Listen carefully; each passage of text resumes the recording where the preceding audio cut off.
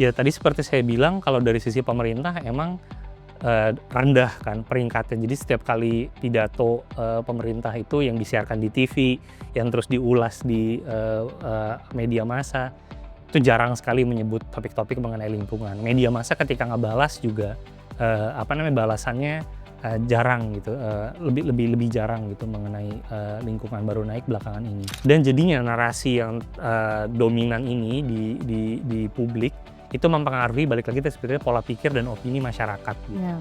Jadi pada akhirnya masyarakat itu tercermin gitu, narasi dominan tersebut, kalau masyarakat itu berpikir ya lebih, fokusnya lebih banyak pada penghidupan atau hajat hidup langsung gitu dibanding isu lingkungan. Tak kenal maka tak sayang gitu kan. Gimana bisa sayang sama iklim atau lingkungan kalau isu perubahan iklim aja tak kenal gitu kan definisinya apa gitu. Sementara kalau kita mau membangun aksi masyarakat kolektif gitu yang bisa mendorong pemerintah, yang bisa secara efektif mendorong pemerintah agar bersedia merubah kebijakan atau meninggalkan praktek-praktek pembangunan yang merusak atau ekstraktif, kita butuh lebih banyak masyarakat itu gabung ke koalisi kita kayak gitu. Yang berarti kita butuh narasi atau messaging yang bisa menembus luar ruang gema. Ya, narasi atau messaging yang bisa menggait orang-orang yang sebelumnya nggak peduli lingkungan atau nggak peduli iklim, itu agar mau satu barisan sama kita, bareng-bareng mendorong pemerintah gitu untuk merubah praktek pembangunannya.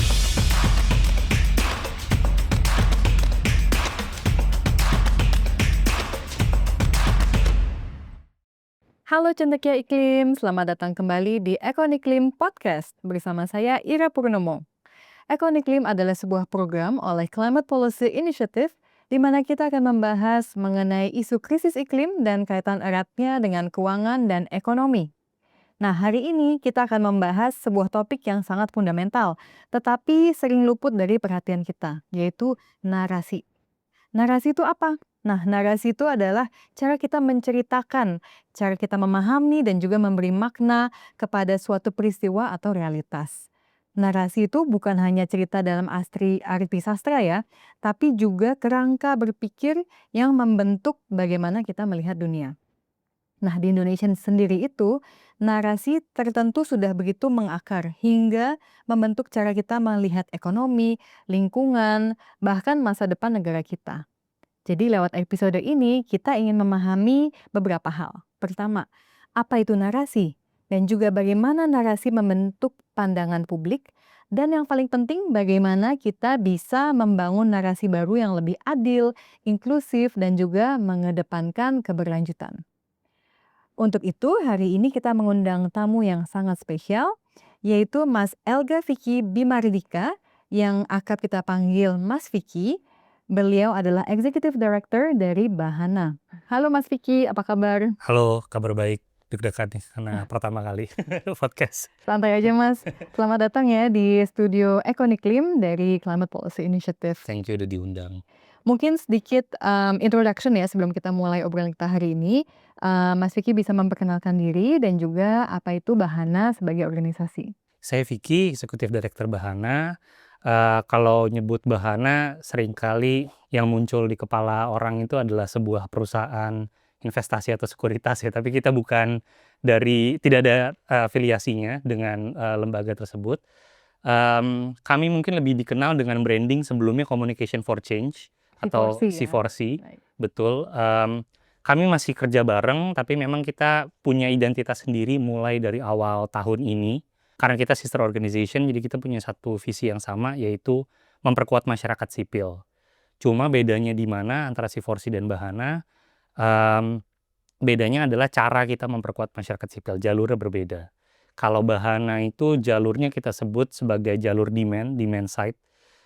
Jadi tugasnya Bahana itu adalah mendorong masyarakat sipil agar bersedia melakukan aksi kolektif dan juga bersedia menyampaikan aspirasi, pendapat mereka, dan bahkan mendesak pemerintah untuk meminta masyarakat yang lebih baik, yang lebih adil, lebih inklusif, lebih berkelanjutan.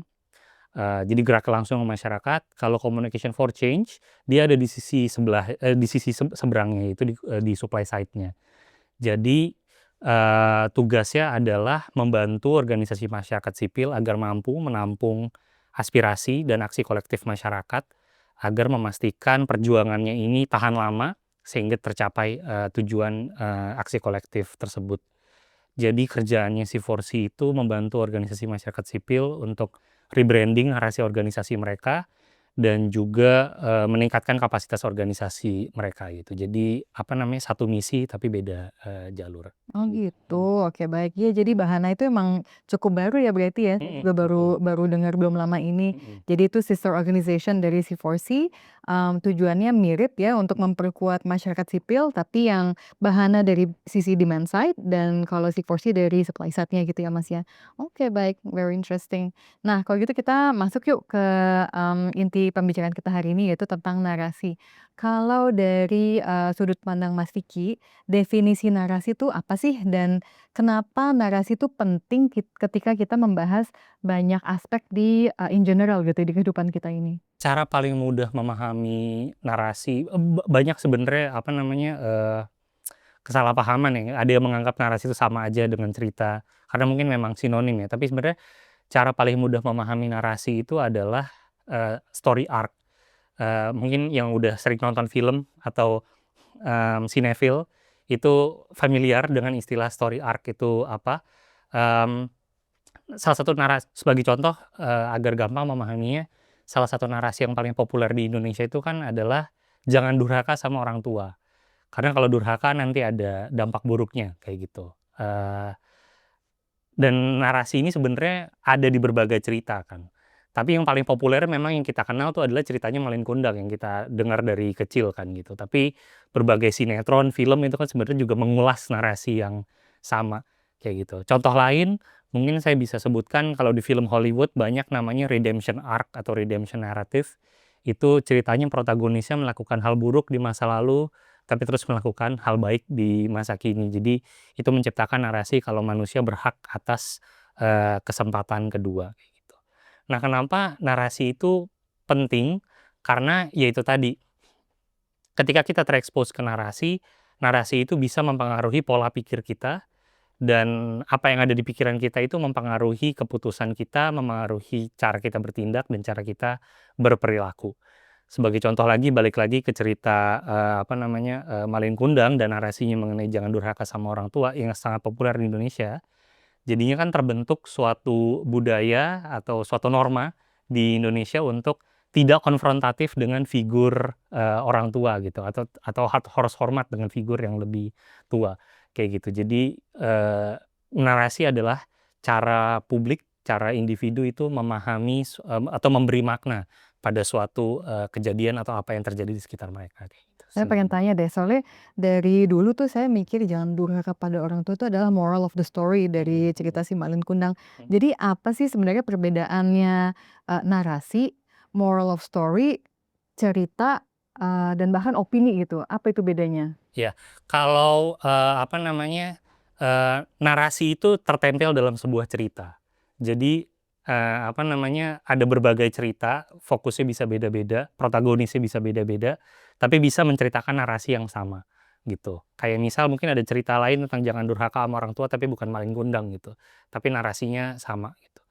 Moral of the story itu mungkin agak mirip dengan narasi, tapi, kalau kita ngomongin narasi, itu suatu hal yang sifatnya, tersebar luas dan publik.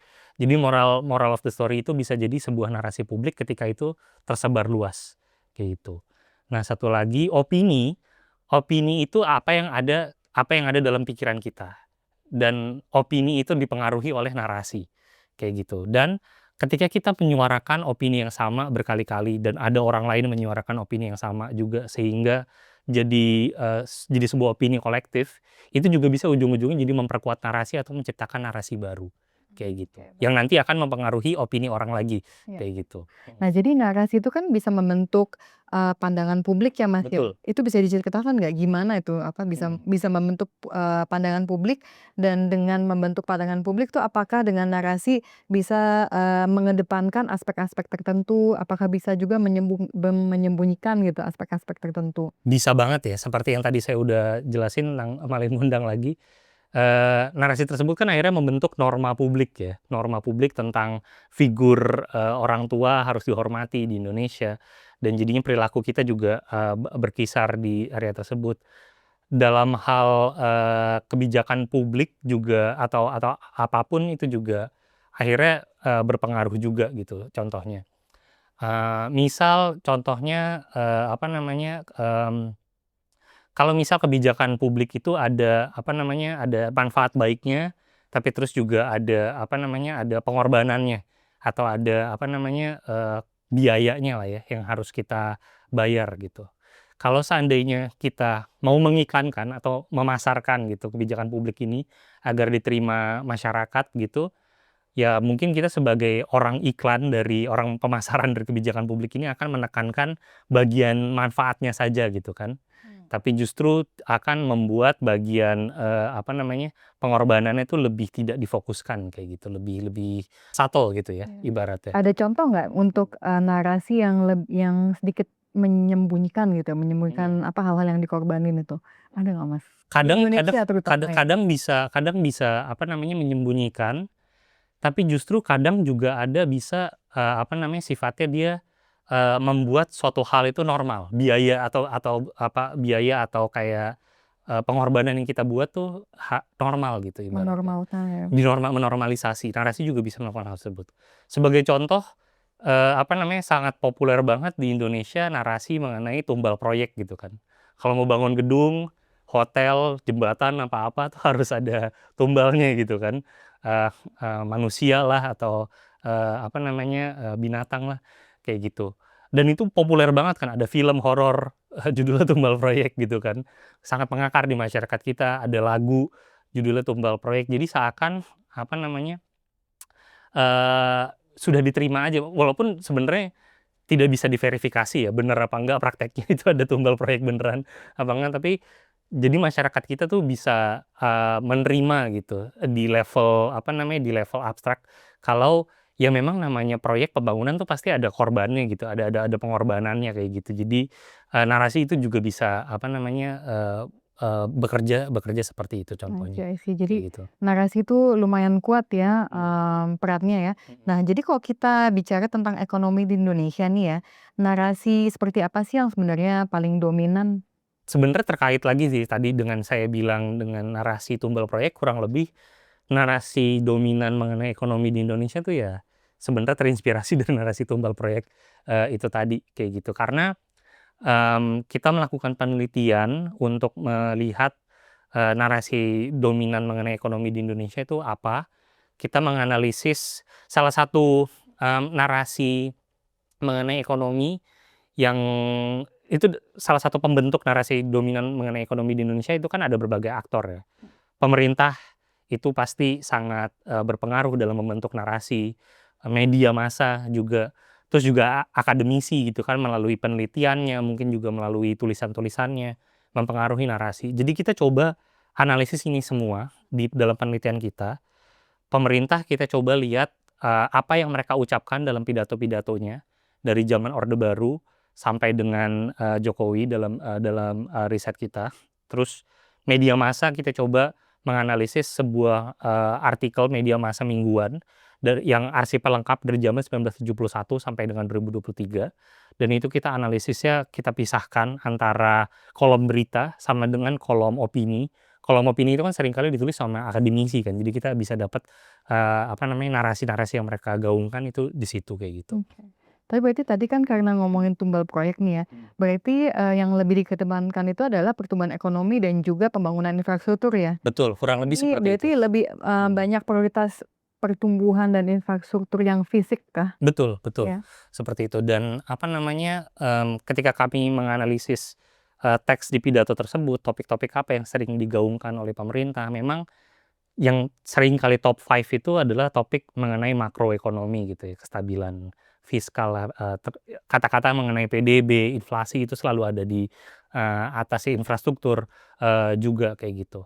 Topik-topik mengenai lingkungan itu selalu ada di, cenderung di, peringkat bawah dan baru naik di belakangan ini di, kepresidenan belakangan ini. Begitupun juga isu-isu mengenai keadilan sosial kayak gitu, itu baru baru naik Tapi kan belakangan ini. sekarang ini kan sudah banyak ya tekanan global, Mhm tekanan nasional gitu ya mhm. mengenai, perubahan iklim, transisi energi. Mhm. Ini apakah bisa, apa ya, mengubah naikin gitu prioritas prioritas, Iya. keberlanjutan dan Kalau dalam, karena fokus kita, narasi dalam pidato ya, kita lihat, kalau di dalam pidato memang peringkatnya naik di kepresidenan, belakangan ini.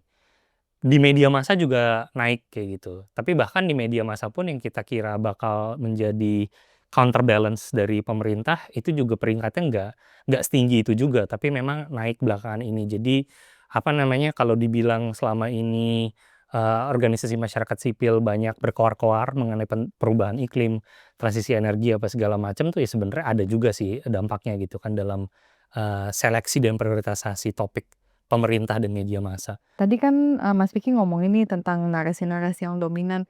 Kalau, lingkungan tuh gimana ya? Itu sudah dijadikan isu agak terkesampingkan atau gimana ya? Agak terpinggirkan gitu? Iya. Ya tadi seperti saya bilang kalau dari sisi pemerintah emang, rendah kan peringkatnya. Jadi setiap kali pidato, pemerintah itu yang disiarkan di TV, yang terus diulas di, media massa, itu jarang sekali menyebut topik-topik mengenai lingkungan. Media massa ketika ngebalas juga, apa namanya, balasannya, jarang gitu, lebih lebih lebih jarang gitu mengenai, lingkungan, baru naik belakangan ini. Dan jadinya narasi yang, dominan ini di publik, itu mempengaruhi balik lagi tadi sebetulnya pola pikir dan opini masyarakat gitu. Ya. Jadi pada akhirnya masyarakat itu tercermin gitu, narasi dominan tersebut, kalau masyarakat itu berpikir ya lebih, fokusnya lebih banyak pada penghidupan atau hajat hidup langsung gitu dibanding Mmm. isu lingkungan. Sebagai contoh mungkin saya mau ngasih satu contoh lucu, apa namanya, perwujudan dari apa namanya, kalau kita mungkin ngebayangin mengenai pembangunan atau ekonomi yang ideal, mungkin itu dalam imajinasi kita, kita ngimajinasiin tidak ada masyarakat yang termarginalisasi, ketimpangan rendah. Terus juga mungkin kita ngimajinasiin, negaranya maju tapi terus ada banyak panel surya gitu kan, apa namanya, lingkungannya tidak tercemar gitu kan, udaranya bersih gitu. Tapi kalau kita dari hasil FGD kita melakukan banyak FGD dengan masyarakat di dalam riset kita, kita menemukan kalau, mmm, bayangan masyarakat mengenai pembangunan atau ekonomi yang sukses itu adalah mereka mampu memenuhi hajat hidup mereka. Jadi sesimpel itu aja, tidak ada imajinasi mengenai ketimpangan lah, atau mengenai lingkungan yang tidak tercemar, atau ada energi terbarukan, apa segala macam gitu. Dan itu terlihat dari kalau misalnya kita nyetir di tol atau di manapun, di Pantura atau dimanapun, kalau kita di belakang truk gitu kan, itu seringkali grafiti kan tentang apa namanya, pantang pulang sebelum nafkah terpenuhi, atau pantang Oh, iya pulang iya. sebelum keluarga kenyang, kayak Iya gitu iya. ibaratnya. Jadi fokusnya memang bener-bener hajat hidup, nggak ada kan kita ngelihat grafiti-grafitinya atau imajinasi mereka itu bahas mengenai ketimpangan lah, atau mungkin tentang, lingkungan gitu. Jadi Mmm, fokus masyarakat atau publik itu masih lebih ke, nafkah individu ya, betul. kebutuhan primer mereka seperti Mhm apa. mhm mhm. Jadi, that's why, isu-isu lingkungan jadi Mhm agak terkesampingkan mhm oleh publik gitu ya, Mas, mhm, ya. betul. Nah, Mhm. narasi ini yang mempengaruhi kebijakan publik tuh secara nyata sejauh ini gimana sih, Mas? Kalau kita melihat narasi-narasi yang terkait lingkungan yang bisa mendorong publik, eee satu mungkin yang saya bilang adalah kebanyakan narasinya masih, belum bisa menembus luar ruang gema, kayak gitu. Jadi, narasinya tuh masih tektokan dalam ruang gema kita aja. Ruang gema, dalam artian aktivis, organisasi masyarakat sipil, akademisi, orang-orang yang emang udah peduli lingkungan, yang emang sudah peduli iklim gitu dari awal gitu. Narasinya muter, masih berkecimpung di situ. Sementara kalau kita mau membangun aksi masyarakat kolektif gitu, yang bisa mendorong pemerintah, yang bisa secara efektif mendorong pemerintah agar bersedia merubah kebijakan atau meninggalkan praktek-praktek pembangunan yang merusak atau ekstraktif, kita butuh lebih banyak masyarakat itu gabung ke koalisi kita, kayak gitu. Yang berarti kita butuh narasi atau messaging yang bisa menembus, luar ruang gema. Ya narasi atau messaging yang bisa menggait orang-orang yang sebelumnya nggak peduli lingkungan atau nggak peduli iklim, itu agar mau satu barisan sama kita, bareng-bareng mendorong pemerintah gitu untuk merubah praktek pembangunannya. Nah, itu gimana tuh caranya, Mas, supaya bisa Nah menembus ruang gema, bisa beyond, mhm, aktivis dan juga OMS yang sudah aktif di bidang ini ya, nah, gimana cara itu, Mas? iya, tidak mudah dan kebanyakan narasi kita itu memang cenderung langsung lompat ke kayak, perubahan iklim sudah terjadi gitu, ini urgent, kita harus melakukan sesuatu gitu. stop menggunakan batu bara apa segala macam. Nah, seringkali yang kita lupakan itu, kita langsung mengasumsikan kalau publik itu akan peduli gitu sama perubahan iklim, jangankan peduli, tapi mengerti perubahan iklim itu apa. Studi kita menunjukkan kalau dari level yang sangat fundamental, masyarakat itu masih banyak belum mengerti definisi perubahan iklim itu apa. Di tahun 2021 kita melakukan survei yang menunjukkan kalau masyarakat masih berpikir kalau perubahan iklim dan perubahan cuaca itu sama gitu. Waduh. Jadi kalau misalnya kayak hujannya kok jadi lebih banyak gitu kan, sampai bulan Juli masih ada hujan, ya itu memang kebetulan lagi, ya udah nih siklusnya aja, cuacanya aja lagi buruk gitu, lagi bad luck aja gitu ibaratnya. Mereka tidak bisa menghubungkan itu ke suatu hal yang lebih struktural gitu ibaratnya. Kalau perubahan cuaca karena perubahan suhu ini tuh disebabkan oleh misalnya seorang petani yang gagal panen gitu ibaratnya, mereka belum bisa menghubungkan kalau bensin yang mereka pakai di traktor mereka yang tujuannya untuk meningkatkan produktivitas itu bensinnya ternyata bisa menciptakan kenaikan suhu. Kenaikan suhu berhubung ada perubahan, cuaca yang drastis dan itu ujung-ujungnya berubah pada, gagal panen gitu. Oke, jadi ini apakah ada, apa ya, lebih ke isu edukasi atau lebih ke, kurangnya akses terhadap informasi ini supaya supaya masyarakat bisa lebih mengerti Mhm. dan bisa membedakan gitu antara iklim sama Mhm. cuaca dan lebih dari itu? Itu dan juga, isu narasinya, isu narasinya juga. Karena kalau ketidaktahuan atau ketidakmengertian itu kan isu edukasi dan akses informasi kan. Berarti memang kita harus lebih bisa membumikan konsep-konsep seperti perubahan iklim itu ke keseharian, masyarakat gitu, itu Lebih satu. di-relate gitu ya Heeh, supaya mereka kampanyenya harus mengarah ke situ. Tapi kalau seandainya mereka sudah tahu, udah mengerti, masih ada kemungkinan mereka masih belum peduli gitu. Udah ngerti tapi masih belum peduli atau bahkan, menolak gitu kan, untuk, bergerak, perubahan iklim.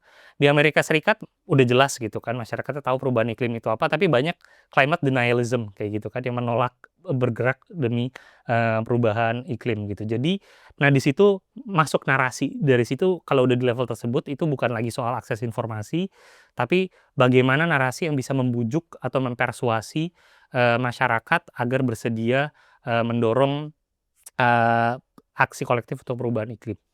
Caranya agar menemukan narasi yang persuasif atau efektif itu gimana? Mmm, itu yang Bahana lakukan ya, dengan melakukan perubahan narasi berbasis bukti, dengan melakukan, research to messaging kita lakukan. Jadi kita pertama itu menganalisis, narasi, opini publik, apa yang ada dalam pikiran mereka, terus kita melihat narasi dominan yang mempengaruhi opini publik tersebut, dan kita melakukan uji narasi. Jadi kita mengembangkan beberapa narasi alternatif potensial yang bisa menggerakkan publik, dan kita menguji mana yang paling, efektif gitu, bisa merubah pandangan mereka, kayak gitu. Dan pelajaran besar kita selama ini, narasi yang bisa efektif menggerakkan publik itu adalah narasi yang dibalut atau dibingkai, agar selaras dengan nilai-nilai, personal mereka. Nah, ini tuh so far narasi-narasi yang, Mas Vicky kerjakan gitu ya di Bahana, ini apakah, selaras atau bertolak dengan narasi-narasi yang dibuat oleh pemerintah?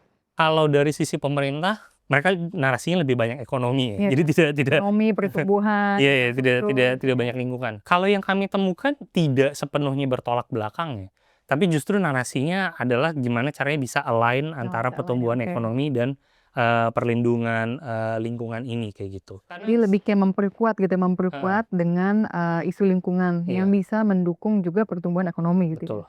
Karena dalam narasi kita, di C4C dan Bahana kita percaya kalau pertumbuhan dan pembangunan itu penting gitu, tapi gimana caranya pertumbuhan dan pembangunan itu agar lebih bisa tidak menumbalkan dan tidak mengorbankan gitu. Jadi selalu kita ajak dalam narasi kita itu adalah,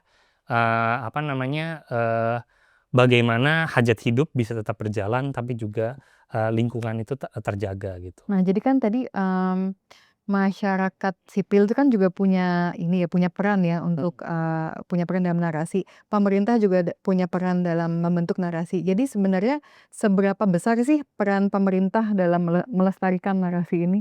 Sangat besar ya, tadi seperti yang saya bilang, masyarakat bisa sampai mengesampingkan isu lingkungan ya karena selama ini pemerintah juga, membuat narasinya memang prioritasnya itu kan, apa namanya, pertumbuhan ekonomi. Jadi ketika, apa namanya, masyarakat baca koran atau nonton pidato pemerintah di TV itu ya bahasannya itu-itu aja kan. Jadi Iya. mikirnya juga, itu-itu aja kayak gitu. Pemerintah juga bertanggung jawab atas kurikulum pendidikan kita gitu kan. Jadi kita belum nyampe analisis kurikulum pendidikan gitu, tapi kita bisa tebak kalau, apa namanya, mungkin kurikulum pendidikan kita juga belum sampai situ. Saya ingat zaman dulu ya diajarin jangan buang sampah sembarangan gitu, tapi ya tidak ada pelajaran mengenai batu bara itu apa dampaknya gitu kan ke kehidupan sehari-hari kita kayak gitu, ibaratnya. Jadi sangat besar peran pemerintah kayak gitu. Kan tadi ngomongin indikator-indikator pemerintah seperti indikator ekonomi, PDB gitu ya. Nah ini apa mungkin supaya bisa lebih nyambung, bisa relate ke masyarakat, mungkin perlu indikator-indikator yang lebih human lah gitu supaya mereka bisa relate gitu? Iya, di, bidang ilmu ekonomi banyak perdebatan soal itu ya dan nampaknya konsensusnya sudah bergerak ke arah, butuh, indikator pendamping selain PDB gitu ya untuk mengukur nggak cuma hanya performa ekonomi tapi juga performa keberlanjutan dan, keadilan sosial juga ya, kayak gitu. Apa aja tuh contohnya? Banyak ya, apa namanya, ada yang ini bukan fokus risetnya Bahana dan Siforsi, tapi kita sempat diskusi sama beberapa pakar, ada yang nyebut tentang Green PDB gitu kan. Ada yang nyebut, Human Development Index gitu yang sebenarnya udah sangat lama, kayak gitu dan Green PDB itu juga dari zaman dulu udah ada, tapi sekarang ada iterasi-iterasi terbarunya untuk apa namanya, untuk lebih up to date kayak gitu. Ada namanya green green accounting kayak gitu. Mmm, saya kira ini bagus karena sebenarnya, mmm, kalau nggak balik lagi ke narasi yang dari sisi akademisi, mmm, sebenarnya model ekonomi yang memperhitungkan lingkungan itu sebenarnya nggak baru-baru belakangan ini juga gitu. Saya ingat karena saya mahasiswa ekonomi, dari tahun 1970-an itu udah pemenang-pemenang Nobel macam Stiglitz, itu udah mengeluarkan model-model ekonomi yang memperhitungkan lingkungan, kayak gitu. Solow juga kayak gitu. Tapi ya, sampai di sini narasi yang apa namanya, memperhitungkan lingkungan itu masih kalah gitu kan dibanding model yang hanya memperhitungkan, pertumbuhan ekonomi, atau teknologi lebih banyak perhitungannya, tapi lingkungan itu memang masih terbatas gitu, bahkan dalam circle makroekonomis gitu ya, heeh, kayak gitu. Oke, interesting banget sih. Jadi perlu sih ya, jadi indikator lain yang lebih bisa apa, include lebih inklusif untuk masyarakatnya. Nah, untuk masyarakatnya sendiri tuh, andilnya tuh seberapa besar sih dalam dalam narasi, supaya isu-isu perubahan iklim tuh bisa nggak terasa terlalu jauh gitu, gimana caranya? Kan tadi kita sudah sempat ngobrol ya, gimana caranya untuk relate ke, kebutuhan mereka sehari-hari ya, ke nafkah gitu. Tapi gimana sih caranya supaya mereka bisa lebih, mengambil andil gitu? Masyarakat kalau dalam kebijakan pemerintahan andilnya satu ya, memastikan pemerintah itu in check gitu kan. Karena masyarakat sipil itu kan salah satu elemen dari, check and balance gitu kan dalam dalam sebuah, demokrasi. Jadi mereka harus bersedia untuk, mengkritisi atau mengoreksi pemerintah. Jika misalnya mereka jadi dikorbankan atau misalnya mereka ditumbalkan atau bahkan nggak harus mereka, tapi mereka melihat ada kelompok lain gitu yang termarginalisasi, mereka harus bersedia, bersuara gitu untuk apa namanya, untuk, eee mengoreksi pemerintah. Tapi untuk bisa mereka sampai pada titik tersebut gitu kan, ada prekondisi-prekondisi yang harus dipenuhi dulu nih kayak gitu. Seperti tadi pemahaman mengenai kan katanya Indonesia narasinya salah satu lagi ya, "Tak kenal maka tak sayang," gitu kan. Gimana bisa sayang sama iklim atau lingkungan kalau isu perubahan iklim aja tak kenal gitu kan definisinya apa gitu dan tak peduli kayak gitu. Jadi apa namanya, tugas masyarakat sebenarnya simpel ya, bersedia untuk, melakukan aksi kolektif, bersedia kenal organisasi masyarakat sipil yang ada di daerahnya, di lingkungannya gitu dan mengetahui apakah mereka medium yang tepat gitu untuk menyampaikan keluhan dan aspirasi. Jadi kan berarti, sama-sama penting ya peran dari pemerintah Mhm. maupun dari masyarakat untuk, menciptakan, narasi Mhm. ya. Oh mungkin satu lagi ya, tidak mempatronisasi atau tidak mencibir orang-orang yang, apa namanya, belum belum belum, belum paham belum paham dan belum peduli kayak gitu. Dan itu mungkin suatu kekhilafan gitu ya. Ya. Apalagi mungkin orang-orang yang sangat kita bisa dibilang kalau dalam isu perubahan iklim adalah orang elit gitu kan, ibaratnya kita sangat terdepan gitu kan dalam Sangat mengerti mengerti gitu isunya, ya. sangat peduli gitu kan. Jangan sampai kita mencibir orang-orang yang belum mengerti gitu kan. Yang belum mengerti atau belum peduli gitu. Betul. Justru kita harus pikirkan bagaimana kita menemukan messaging yang bisa merayu dan membujuk mereka agar kita balik Supaya lagi bisa merangkul. satu koalisi gitu kan. Jadi jelas ya berarti kalau peran pemerintah, peran masyarakat sipil itu sangat penting ya. Nah jadi sekarang saya pengen bicara tentang tantangan atau challenge-nya. Sebenarnya tantangan terbesar dalam membangun narasi baru yang lebih berpihak pada lingkungan dan keberlanjutan itu seperti apa sih? Dan supaya supaya isu-isu seperti mitigasi iklim, adaptasi iklim itu bisa lebih mainstream. Tadi saya udah sebut beberapa tantangannya ya tentang messaging atau narasi kita itu masih dalam ruang gema, belum menembus ruang gema. Terus juga kadang juga tantangannya adalah meyakinkan, bahannya sih melakukan kampanye kita sendiri ya yang mencoba untuk menembus ruang gema. Tapi kita tidak bisa sendirian gitu kan. Kita butuh mitra-mitra kampanye lain untuk ada studi yang menunjukkan kalau narasi itu bisa, apa namanya, ada tipping point-nya jadi narasi yang dominan dari narasi yang niche atau alternatif menjadi narasi dominan itu kalau paling tidak 20% masyarakat itu bisa mempercayai narasi tersebut gitu. Sehingga bisa tercipta sebuah aksi kolektif. Untuk bisa sampai 20% masyarakat percaya pada sebuah narasi pembangunan yang tidak menumbalkan, itu kayaknya nggak akan cukup sih kerja bahana doang kayak gitu. Karena kita bekerja juga didukung oleh donor, donor tidak mungkin ya biayai bahana doang selama bertahun-tahun. Kita butuh mitra kampanye dan kita butuh mitra-mitra lain juga untuk menggaungkan narasi yang kurang lebih sama. Tapi challenge ya, tantangannya adalah kadang sulit juga gitu untuk meyakinkan kalau ini adalah sebuah arah narasi yang harus kita, apa namanya, kejar gitu. Karena ini lumayan kontraintuitif ya bisa dibilang gitu.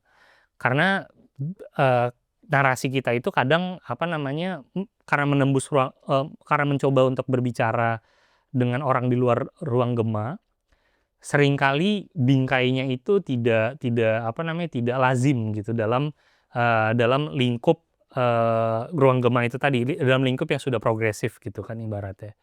Jadi, apa namanya, kadang mungkin ada beberapa lembaga yang mungkin merasakan tantangan untuk mengaplikasikan strategi komunikasi atau kampanye baru karena dianggap kayak nampaknya kita tidak berbicara dengan konstituen kita gitu ibaratnya kan. Tapi sayangnya konstituennya kan sudah dalam ruang gema gitu. Untuk apa kita berbicara ke mereka lagi, karena kalau mereka sudah peduli kayak gitu.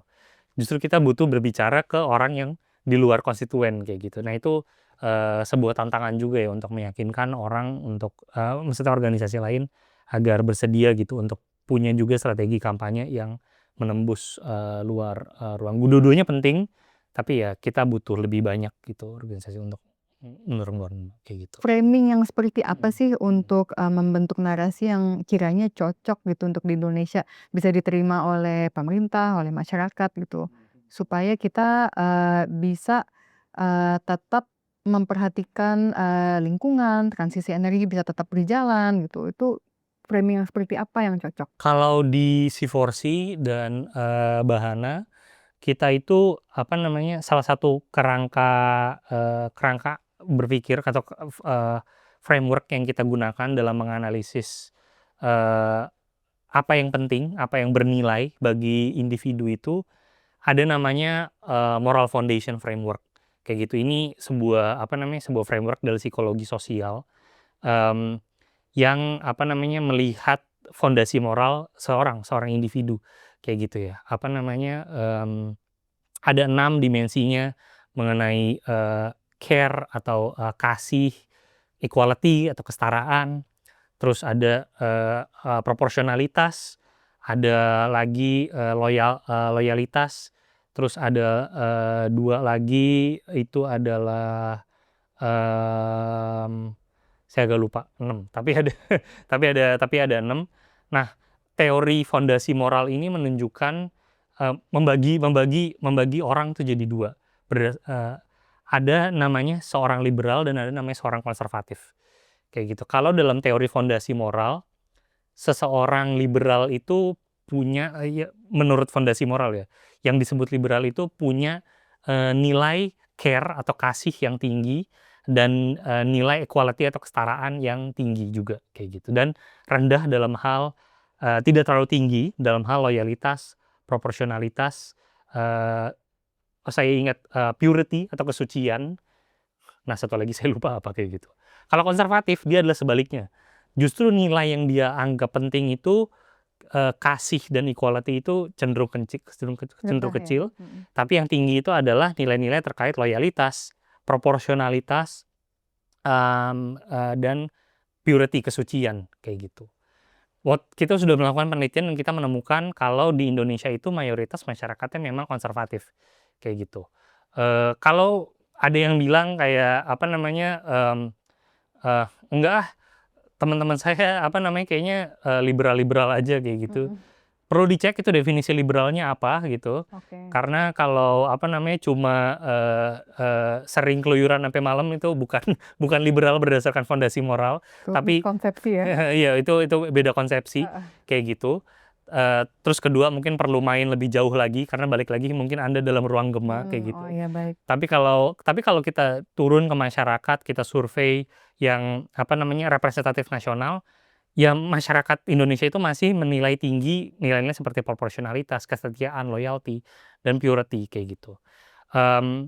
Jadi apa sih nilai-nilai apa sih yang dianggap penting buat Indonesia itu ya nilai seperti public order gitu kan. Apa itu public order? Public order tuh apa namanya keteraturan publik kayak gitu ibaratnya. Itu bahasa Indonesianya ya. Tapi berarti masyarakat Indonesia tuh lebih suka kalau misalnya dalam apa namanya dalam tidak ada harmonis aja gitulah ibaratnya tidak ada konfrontasi yang Ada besar, konflik gitu ya? tidak ada konflik kayak Oke. gitu kan. Terus juga berarti masyarakat Indonesia itu suka sama nilai-nilai seperti nasionalisme, patriotisme karena itu kan selaras dengan loyalty gitu kan, Oke. loyalty terhadap negara Ya kayak ya gitu ya. kan.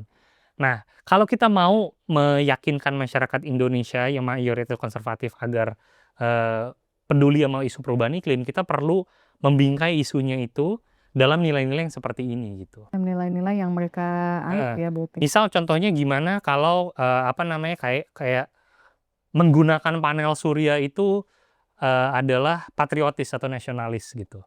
Karena berarti kita ngurangin impor batu bara gitu kan ibaratnya ya kan. Jadi kita nggak perlu bergantung sama negara asing gitu. Pakai mobil listrik itu nasionalis. Kenapa? Walaupun mobilnya mungkin impor ya kayak gitu. Tapi jadinya kan pemerintah bisa ngurangin impor BBM Iya iya kan. iya. Wah Impor gimana BBM caranya mengkaitkan ya, gitu. mengkaitkan dengan value-value yang sudah mereka percaya itu ya, yang mereka Gitu. pegang. Pemerintah nggak perlu impor BBM banyak-banyak, kita nggak bergantung sama negara-negara asing kayak gitu. Kayak gitu. Jadi sebenarnya isu-isu kayak antek-asing sebenarnya bisa bermanfaat juga kayak gitu. Asal kita bingkainya secara benar kayak gitu. Nah terus dari tadi kan Mas Vicky udah bilang nih tentang, gimana caranya menembus ruang gema gitu ya dan memperluas koalisi publik. Nah ini kan, butuh fondasi kajian dan riset yang kuat ya dan dari tadi juga Mas Vicky sempat menyebut beberapa kali, perannya akademisi. Nah tapi gimana sih sebenarnya peran akademisi itu dalam membangun narasi baru seperti ini? Akademisi kan tugasnya adalah mencetakkan pengetahuan dan mendorong batasan ilmu pengetahuan ya, kayak gitu. Jadi, ya apa yang akademisi lakukan kalau menurut saya ya seperti apa yang, Bahana sudah lakukan sekarang gitu kan, melakukan perubahan narasi berbasis bukti, melalui pendekatan research to messaging kayak gitu. Terus mungkin satu yang kita tekankan adalah ada beberapa akademisi yang mungkin berpikir kalau kita langsung uji aja, pesan mana yang efektif kayak gitu. Jadi lompat dari mencoba memahami apa yang ada dalam pikiran masyarakat sekarang, opini publiknya, dan langsung lompat ke, pesan mana yang efektif, kayak gitu. Nah itu agak agak agak saya sayangkan karena kalau kita cuma nguji-nguji aja mana yang efektif itu kayak, apa namanya, kayak coba tembak-tembak aja ngelihat mana nanti yang kena, kayak gitu. Trial error gitu ya? Iya trial error, kan agak sayang gitu kan, karena anggaran penelitian itu kan nggak murah gitu kan, dan kita punya peneliti itu punya tanggung jawab ke masyarakat untuk mengoptimalkan dana penelitian untuk menciptakan pengetahuan yang paling bermanfaat. Jadi kalau yang Bahana lakukan adalah kita seringkali tidak langsung lompat ke menguji messaging atau narasinya, kita coba listening dulu, mendengarkan dulu. Kita coba lebih banyak mendengarkan masyarakatnya dulu gitu. Apa sih yang ada dalam otak mereka, dalam pikiran mereka, nilai apa yang mereka pegang gitu. Makanya kita ngelakuin moral foundation questionnaire itu tadi kayak gitu. Dari situ baru kita bisa memformulasikan narasi alternatif apa yang efektif untuk merayu atau membujuk mereka. Baru kita masuk ke pengujian gitu. Jadi itu suatu hal yang kita mau rekomendasikan. Kedua, yang mungkin mau kita rekomendasikan juga adalah agar akademisi itu terus terdorong untuk menciptakan penelitian yang berkualitas tinggi. Kami sangat merekomendasikan untuk menerapkan prinsip sains terbuka. Open science. Open science Itu gitu. apa ya open science? Nah, open science itu sebenarnya simple aja sih. Itu mengajak peneliti itu untuk benar-benar membuka semua materi penelitiannya. Tentu ada batasannya ya, seperti misal identitas subjek tetap perlu dilindungi, tetap perlu dianonimkan. Jangan sampai itu melanggar prinsip-prinsip etika penelitian kayak gitu. Tapi seperti data-data yang sudah dianonimkan gitu, itu dibuka, kuesionernya dibuka. Terus misal kalau Lebih misal accessible ya, transparansi, accessibility ya. kode dan programnya dibuka. Tujuannya apa? Agar orang lain atau peneliti lain satu mungkin bisa mereplikasi penelitiannya gitu kan, untuk bisa melihat sah nggak, valid nggak gitu pendekatan penelitiannya, prosedurnya ada yang kemungkinan bias nggak gitu, kuesionernya ada kemungkinan bias nggak, datanya ada masalah nggak kayak gitu. Terus juga memungkinkan peneliti-peneliti lain untuk mendalami hasil penelitiannya gitu kan, karena pertanyaan penelitian itu kan bisa ribuan atau 100 dari satu data gitu kan.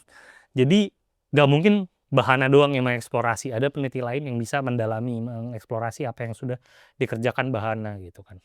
Nah, kalau semua materi penelitian ini dibuka, kalau kami merasa sebagai peneliti, jadinya malu kalau kita bikin penelitian yang nggak berkualitas gitu kan. Jadi kita punya dorongan internal, motivasi internal untuk memastikan semuanya baik, semuanya bagus, semuanya bisa dipertanggungjawabkan gitu.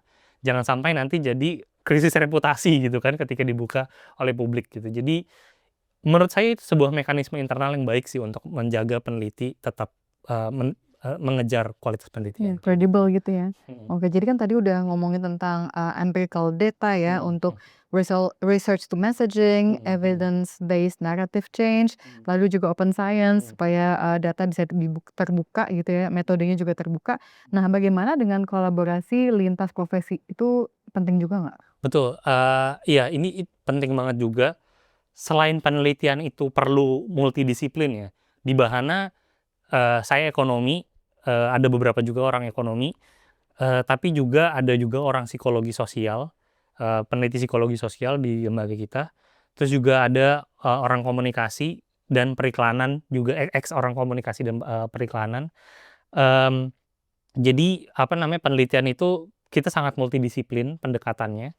Tapi setelah jadi penelitian dan kita menerapkan temuan ilmiah ini menjadi sebuah materi kampanye atau materi messaging, itu kita perlu yang namanya kolaborasi multiprofesi gitu. Jadi nggak cuma peneliti aja, tapi juga dengan praktisi-praktisi. Seperti contohnya praktisi periklanan gitu atau praktisi kreatif kayak gitu. Karena narasi ini nggak bisa disampaikan. Narasi itu bisa disampaikan secara tersirat maupun tersurat gitu kan. Kalau tersurat ya bisa dalam materi kampanye langsung gitu kan. Tapi narasi-narasi seperti jangan durhaka sama orang tua, itu kan moral of the story. Moral of the story itu kan tersirat gitu kan. Iya. Harus dibawa dalam medium yang lebih kreatif seperti seperti cerpen, seperti film kayak gitu. Peneliti kan nggak bisa ya bikin Iya. film kayak gitu. Zaman sekarang udah bukan cekpan lagi sih Mas, zaman sekarang tuh kayak reels. Reels gitu atau apa namanya Lebih tuh, relevan. betul, reels atau apa tuh namanya, komik-komik yang di Comic strip. iya comic strip kayak gitu. Oh ya, Jadi lebih apa, lebih populer, bisa lebih pop lebih culture populer. kayak gitu. Jadi itu perlu kerjasama dengan kreatif, dengan orang dengan industri Orang-orang kreatif industri juga kreatif, oh. untuk membawa narasi tersebut. Jadi, narasi yang meminggirkan lingkungan, isu iklim itu ada juga nggak sih di negara lain? Sebenarnya apa namanya, Amerika Serikat sama Indonesia tuh banyak sekali paralel kayak gitu ya. Sama Walaupun aneh ya? kita bumi dan langit dalam hal GDP atau dalam ekonomi itu bumi dan langit, tapi sebenarnya dalam hal masyarakat tuh sangat banyak kemiripannya ya, kayak kalau tadi saya udah sempat bilang kalau Konservatif masyarakat juga ya? Indonesia itu masih mayoritas konservatif berdasarkan definisi fondasi moral. Kalau di Amerika Serikat juga masih besar gitu kan, 50-50 dengan liberal yang mendukung Demokrat dan konservatif yang mendukung Republikan itu juga masih besar. Nah, di Amerika Serikat itu bukan lagi tidak mengerti ya, bukan lagi ignorance terhadap definisi perubahan iklim, Tapi? tapi udah sampai climate denialism Oh gitu iya. kan. Udah sampai menolak kalau, "Ah, nggak ada kok perubahan iklim ya, saya mengerti perubahan iklim itu apa, tapi itu tidak Enggak terjadi," kok gitu kayak ya? gitu. Bahkan presidennya sendiri kan udah sampai di pidatonya bilang kayak dia mau menghidupkan kembali Big Beautiful Coal gitu katanya kan kayak gitu. Jadi, apa namanya, narasinya udah sampai se-eksplisit itu. Kalau di Indonesia narasi pemerintah kan masih kayak menekankan ekonomi, tapi nggak sampai se-eksplisit, agak-agak lebih tersirat kan, Iya me iya. me apa namanya, mengesampingkan lingkungannya gitu. Kalau ini udah sampai kayak, "Ayo kita hidupkan kembali batu bara," kayak gitu Denial kan, banget nih. kayak gitu. Nah terus gimana dong mereka menghadapinya tantangan seperti ini nih? Sebenarnya model-model kampanye kita itu juga beberapa, terinspirasi dari beberapa model kampanye yang dilakukan oleh Amerika kayak gitu kan.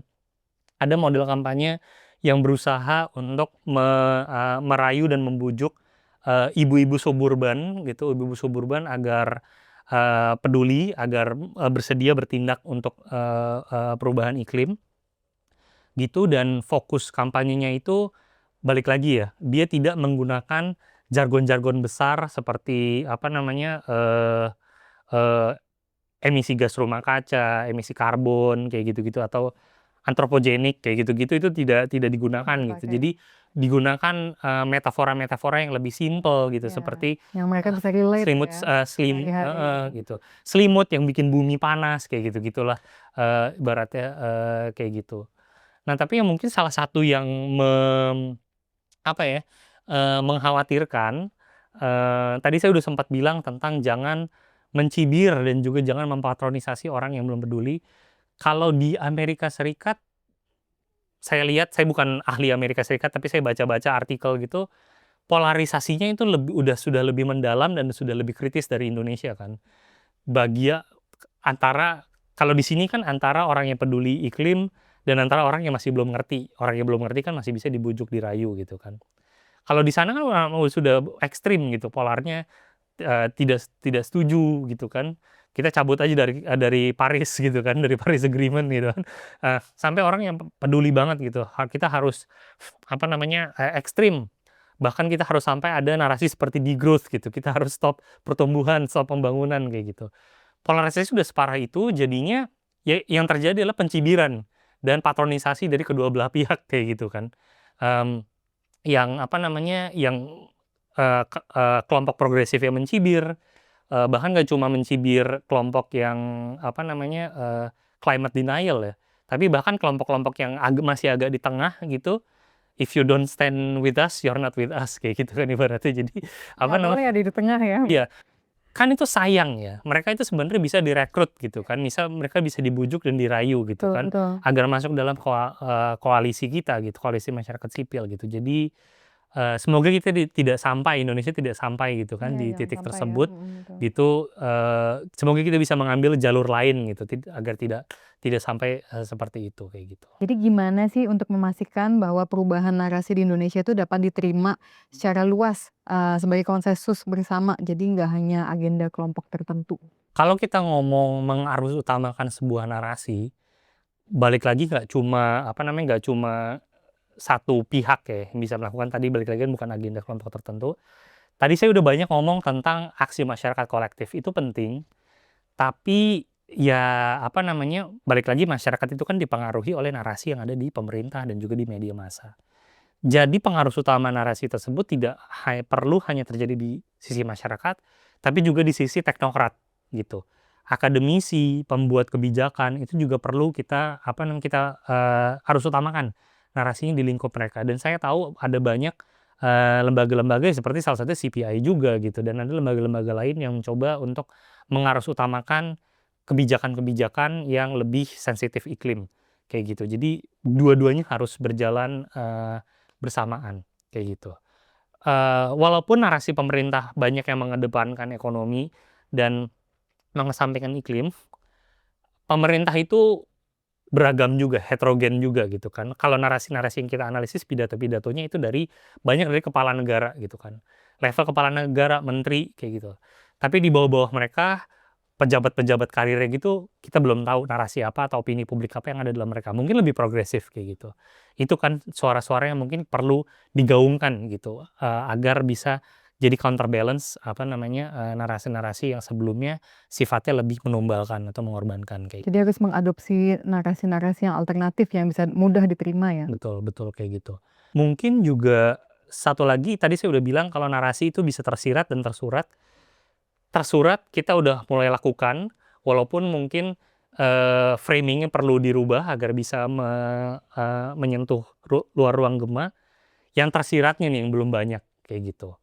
Jadi perlu lebih banyak upaya, bekerja sama dengan industri kreatif gitu, agar, apa namanya, membawa narasi-narasi pembangunan yang lebih, equitable dan sustainable gitu dalam medium-medium yang, budaya populer, reels tadi, comic strip, terus apa namanya, film, film pendek, terus apalagi ya, saya tahu CPI mau bikin dokumenter kan kayak gitu, itu juga saya tunggu-tunggu gitu. Terus juga mungkin, materi-materi poster gitu kan. Lebih kreatif Artwork ya? artwork installation, kayak gitu-gitu. Dan saya tahu ada beberapa seniman yang sudah mulai mengarah tersebut, tapi masih ada diskoneksi antara peneliti, aktivis, dan juga industri kreatif. Ini perlu lebih Disatukan, disatukan lebih karena diselaraskan ya? kita semua, apa namanya, ya bagian dari masyarakat sipil kayak gitu. Kalau gitu kayak kita udah banyak banget sih ngobrol hari ini, Mas. Iya. Thank you banget, obrolannya tuh banyak membuka perspektif kita semua ya tentang pentingnya narasi, peran masyarakat, pemerintah, dan juga akademisi dan, kelompok kreatif juga ya di sini. Jadi, narasi itu bukan sekedar rangkaian kata juga ya, tapi ini sebuah lensa untuk yang bisa mempengaruhi arah kebijakan, pembangunan, dan juga pola pikir masyarakat ya. Oke kalau gitu thank you banget Mas Terima Vicky kasih atas banyak sudah obrolannya hari ini. diundang. Senang bisa sharing. Nah, teman-teman cendekia iklim, semoga percakapan hari ini bisa menjadi pemicu bagi kita semua, baik pembuat kebijakan, peneliti, praktisi, maupun masyarakat luas, untuk lebih sadar terhadap narasi yang kita konsumsi dan juga kita ciptakan. Karena perubahan besar seringkali dimulai dari perubahan dari cara kita bercerita. Demikian obrolan kita hari ini bersama Ekonomi Iklim, Climate Policy Initiative. Saya Ira Purnomo, izin undur diri. Terima kasih dan salam cendekia iklim.